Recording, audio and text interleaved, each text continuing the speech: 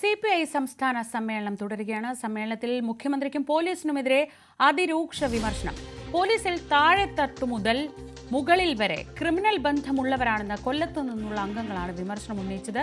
BJPയുമായി MR Ajith കുമാറിന് ബന്ധമുള്ളതുകൊണ്ടാണ് മുഖ്യമന്ത്രി പ്രത്യേക സംരക്ഷണം ഒരുക്കുന്നത്.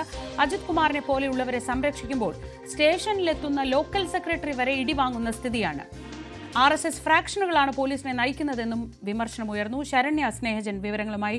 ശരണ്യ, കൊല്ലത്ത് ജില്ലാ സമ്മേളനത്തിൽ ഉയർന്ന വിമർശനങ്ങൾ നമുക്ക് ഓർമ്മയുണ്ട്. ഒരു മറുപടി പോലും നൽകാനാവാതെ സെക്രട്ടറി തല താഴ്ത്തുന്ന സാഹചര്യം വരെ ഉണ്ടായിരുന്നു.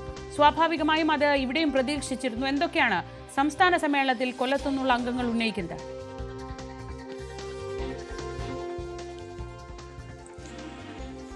ശ്രീജ, ഇപ്പോൾ സംസ്ഥാന സമ്മേളനത്തിന്റെ CPI സംസ്ഥാന സമ്മേളനത്തിന്റെ പൊതു ചർച്ച നടന്നുകൊണ്ടിരിക്കുകയാണ്. സംഘടനാ റിപ്പോർട്ടിന്മേലുള്ള ചർച്ചയാണ് ഇപ്പോൾ നടന്നുകൊണ്ടിരിക്കുന്നത്. ഇതിനകത്താണ് സർക്കാരിനെതിരെ അതിരൂക്ഷമായ വിമർശനം ഉന്നയിക്കപ്പെട്ടിരിക്കുന്നത് എന്നുള്ളതാണ്. പ്രത്യേകിച്ച് അത് ഫോക്കസ്ഡായി വന്നിരിക്കുന്നത് മുഖ്യമന്ത്രിയും ഒപ്പം തന്നെ ആഭ്യന്തര വകുപ്പിനും പോലീസിനുമെതിരെയാണ് ഏറ്റവും രൂക്ഷമായ വിമർശനം വന്നിട്ടുള്ളത് എന്നുള്ളതാണ്. അതിൽ MR അജിത് കുമാർ പൂരം കലക്കലുമായി ബന്ധപ്പെട്ടുള്ള വിഷയങ്ങളാണ് കൊല്ലത്തു നിന്നും ഇടുക്കിയിൽ നിന്നും കോട്ടയത്തു നിന്നുമുള്ള പ്രതിനിധികൾ വലിയ വിമർശനമായി ഉന്നയിച്ചത്. അതിൽ കൊല്ലമാണ് അതിരൂക്ഷമായ, നേരത്തെ ശ്രീജ സൂചിപ്പിച്ചതുപോലെ തന്നെ കൊല്ലമാണ് ഏറ്റവും രൂക്ഷമായ വിമർശനങ്ങൾ നടത്തിയത് എന്നുള്ളതാണ്. മുഖ്യമന്ത്രിക്ക് MR അജിത് കുമാറിനോടുള്ള പ്രത്യേക താല്പര്യം അത് അജിത് കുമാറിനോടുള്ള BJP ബന്ധം മൂലമാണ് എന്നുള്ളതാണ് ചർച്ചയിൽ പങ്കെടുത്ത പ്രതിനിധികൾ ഉന്നയിച്ച ആക്ഷേപം. മുഖ്യമന്ത്രി അജിത് കുമാറിന് BJPയുമായുള്ള ബന്ധമാണ് മുഖ്യമന്ത്രിക്ക് അജിത് കുമാറിനോടുള്ള പ്രത്യേക താല്പര്യം എന്നുള്ള രൂക്ഷ വിമർശനം വന്നു. ഒപ്പം തന്നെ കേരള പോലീസിൽ അടിത്തട്ട് മുതൽ മുകൾ തട്ട് വരെ ക്രിമിനൽ ബന്ധമുള്ളവരാണ്. അതിന്റെ ഏറ്റവും വലിയ ഉദാഹരണമാണ് MR അജിത് കുമാർ എന്ന് പറഞ്ഞു. ഒപ്പം പൂരം കലക്കലുമായി ബന്ധപ്പെട്ട സർക്കാരിന് ഇപ്പോഴും അദ്ദേഹത്തിന്റെ പങ്കിനെ സംബന്ധിച്ച സംശയമാണുള്ളത്. CPIയുടെ സംസ്ഥാന അധ്യക്ഷൻ തന്നെ അത് നേരിട്ട് ഉന്നയിച്ചിട്ടും സർക്കാരിന് ഇപ്പോഴും സംശയം മാത്രമാണ് നിലനിൽക്കുന്നത് എന്നുള്ളതാണ്.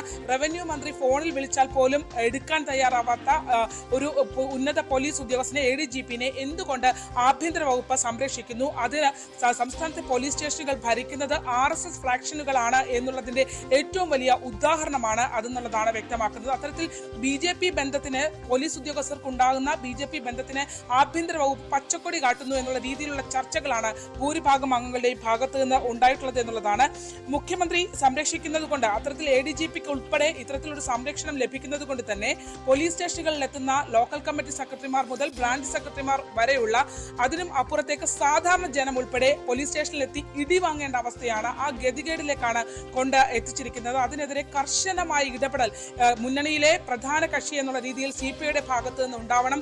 ഇടതുപക്ഷ മുന്നണി മുന്നോട്ട് വെച്ച നയങ്ങൾ ബലി കഴിക്കുന്നതാണ് ആഭ്യന്തര വകുപ്പും മുഖ്യമന്ത്രിയും ഇപ്പോൾ ചെയ്തുകൊണ്ടിരിക്കുന്നത്. അതിനെതിരെ ശക്തമായ പ്രതിഷേധം ഉയർത്തണം എന്നുള്ളതാണ് കോട്ടയം, ഇടുക്കി, കൊല്ലം ജില്ലകളിൽ നിന്നുള്ള പ്രതിനിധികൾ ഉന്നയിച്ചത് എന്നുള്ളതാണ്. മറ്റൊരു വിമർശനമായി വന്നത് വിദേശ മദ്യ നയത്തിനെതിരെയാണ്. മദ്യനയത്തിനെതിരെ വലിയ വിമർശനം ഉയർന്നു എന്നുള്ളതാണ്. സംസ്ഥാനത്ത് പെട്ടിക്കടകൾ പോലെയാണ് വിദേശ മദ്യ ഷോപ്പുകൾക്ക് അനുമതി നൽകുന്നത് എന്നുള്ളതാണ്.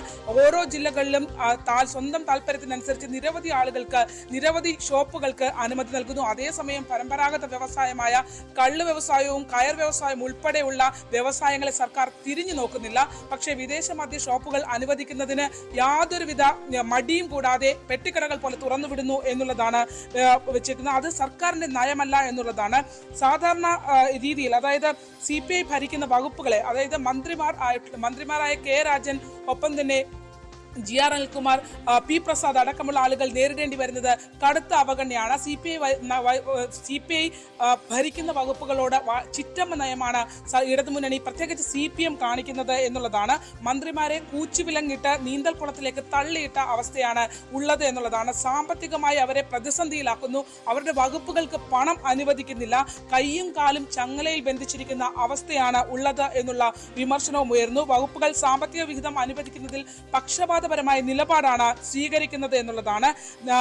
പക്ഷേ ന്യായീകരണ തൊഴിലാളികളായി സർക്കാർ ഇപ്പോൾ പ്രധാനമായി ഉന്നയിക്കുന്ന ഒരു വാദം എന്ന് പറയുന്നത് കേന്ദ്ര വിഹിതം ലഭ്യമാകുന്നില്ല എന്നുള്ളതാണ്. നമുക്കറിയാം, സപ്ലൈകോയുടെ നെല്ല് സംഭരണത്തിന് ഉൾപ്പെടെ വലിയ പ്രതിസന്ധി കർഷകർ അനുഭവിക്കുന്ന ഘട്ടത്തിലും സർക്കാർ ന്യായീകരിക്കുന്നത് കേന്ദ്ര വിഹിതം ലഭ്യമാകുന്നില്ല എന്നുള്ളതാണ്. അത്തരത്തിൽ കേന്ദ്ര വിഹിതം ലഭ്യമല്ല എന്ന് പറഞ്ഞുകൊണ്ട് ഒരു ന്യായീകരണ തൊഴിലാളികളെ പോലെ നാമും പറഞ്ഞുകൊണ്ടേയിരിക്കുന്നു. പക്ഷേ നെഞ്ചത്ത് ഹൃദയത്തിൽ കൈതൊട്ടുകൊണ്ട് പറയാൻ കഴിയുമോ കേന്ദ്ര വിഹിതം നൽകാത്തത് മാത്രമാണ് പ്രശ്നം എന്നുള്ള ചോദ്യവും ഉയർന്നു.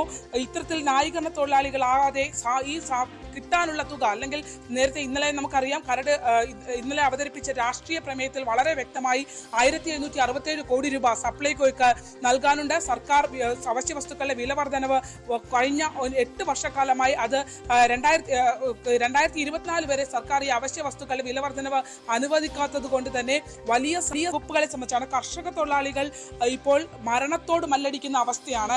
അവരോടാണ് ഏറ്റവും വലിയ നീതികേട് കാണിച്ചത് എന്നുള്ളതാണ് ഈ സർക്കാർ കാണിക്കുന്നത് എന്നുള്ളതാണ്. അത്തരത്തിലുള്ള കൃഷി വകുപ്പിന് അടക്കം പണം നൽകുന്നതിൽ വലിയ വിമുഖത കാണിക്കുന്നു എന്നുള്ളത് വ്യക്തമാക്കുന്നു. മരണത്തോട് മല്ലടിക്കുന്ന കർഷക തൊഴിലാളികൾക്ക് അർഹതപ്പെട്ട ആനുകൂല്യം നൽകുന്നതിൽ ഗുരുതര വീഴ്ച സംഭവിച്ചു എന്നുള്ളത് ചർച്ചയിൽ ഉയർന്നു വന്നു. ഇടുക്കിയിൽ നിന്നുള്ള പ്രതിനിധികളാണ് അത് ഉന്നയിച്ചത്. പെൻഷൻ കുടിശ്ശിക, നിർമ്മാണ തൊഴിലാളികളുടെ പെൻഷൻ കുടിശ്ശിക 18 മാസത്തോളം എത്തി നിൽക്കുന്നു. ഒപ്പം തന്നെ മുഖ്യമന്ത്രി കൈകാര്യം ചെയ്യുന്ന വകുപ്പ് ഇടതുമുന്നണിയുടെ നയങ്ങളെ ബലി കഴിക്കുകയാണ്. അതിനെ ചോദ്യം ചെയ്യാൻ ആരും തയ്യാറാകുന്നില്ല. CPI അതിന് തയ്യാറാകണം എന്നുള്ള വിമർശനവും ഉന്നയിക്കുന്നുണ്ട്. മാത്രമല്ല, ഇടതുപക്ഷം അധികാരത്തിലേറ്റാൻ അല്ലെങ്കിൽ കമ്മ്യൂണിസ്റ്റ് പാർട്ടിയെ അധികാരത്തിലേറ്റാൻ കേരളത്തിൽ ഏറ്റവും കൂടുതൽ ജീവത്യാഗം നൽകിയവരാണ് കർഷക തൊഴിലാളികൾ. ആ കർഷക തൊഴിലാളികളെ ഗവൺമെന്റ് മറന്നാണ് മുന്നോട്ട് പോകുന്നത്. അവർക്ക് വേണ്ടി മുന്നോട്ട് വെച്ച ഒരു ഓഫറുകൾ പോലും, അല്ലെങ്കിൽ പ്രകടന പത്രികയിൽ അവർക്കായി മുന്നോട്ട് വെച്ച ഒരു കാര്യങ്ങൾ പോലും ഒന്നുപോലും ചെയ്തു നൽകാൻ തയ്യാറായില്ല എന്നുള്ളത് ഇന്നലെ രാഷ്ട്രീയ പ്രമേയത്തിൽ സൂചിപ്പിച്ചിരുന്നു. അതിനെ പിന്തുണയ്ക്കുന്ന രീതിയിലുള്ള ചർച്ചയാണ്. രൂക്ഷ വിമർശനമാണ് സർക്കാരിനെതിരെ, CPM-നെതിരെ ഒക്കെ ആലപ്പുഴയിൽ തുടരുന്ന CPI-യുടെ സംസ്ഥാന സമ്മേളനത്തിൽ ഉയരുന്നത്. ഇപ്പോഴും ചർച്ച തുടരുകയാണ്. വിവരങ്ങളാണ് ശരണ്യ സ്നേഹജൻ നൽകിയത്.